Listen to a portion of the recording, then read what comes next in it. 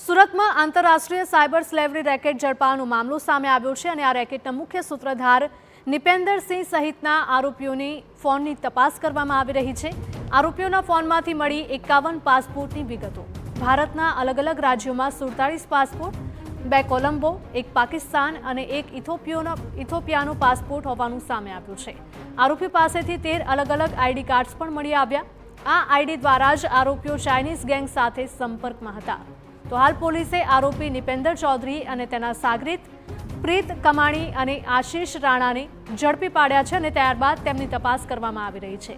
તપાસમાં સામે આવ્યું છે કે મ્યાનમારના કે પાર્કની શાન એસ્ટેટમાં ચાઇનીઝ ગેંગની 50 કંપની છે। ગેંગે વિવિધ દેશોના 12,000થી વધારે યુવકોને નોકરીના બહાને લાવી બંધક બનાવીને સાયબર ક્રાઇમ કરાવતી હતી। સંવાદદાતા બળદેવ જોડાયા છે વધુ અપડેટ સાથે। બળદેવ, જણાવશો કે શું હતું આ સમગ્ર રેકેટ?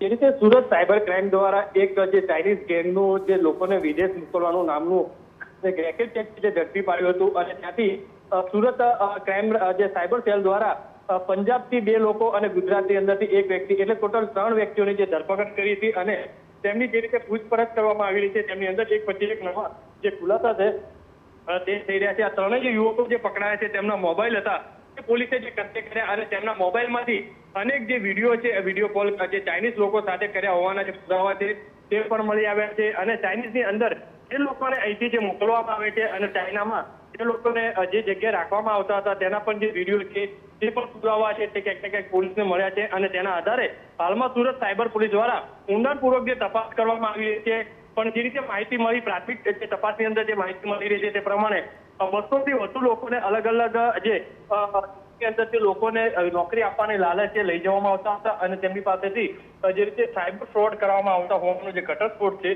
તે પણ થયો છે। સૌથી મહત્વનો પોલીસનો ફોકસ છે તે કે સુરત અને ખાસ કરીને ગુજરાતની અંદરથી આવા કેટલા યુવકોને જે મોકલવામાં આવ્યા હતા તેમની પાસેથી કઈ રીતે પૈસા લેવામાં આવતા હતા, સાથે સાથે આની સાથે બીજા કેટલા લોકો સંકળાયેલા છે, આ તમામ મહત્વને લઈને પોલીસે જે તપાસ શરૂ કરી છે।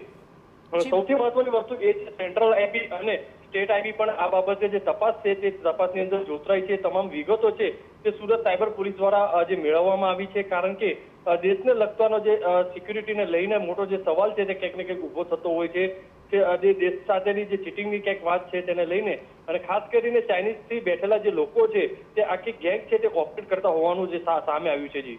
જી બળદેવ, માહિતી બદલ આપનો આભાર।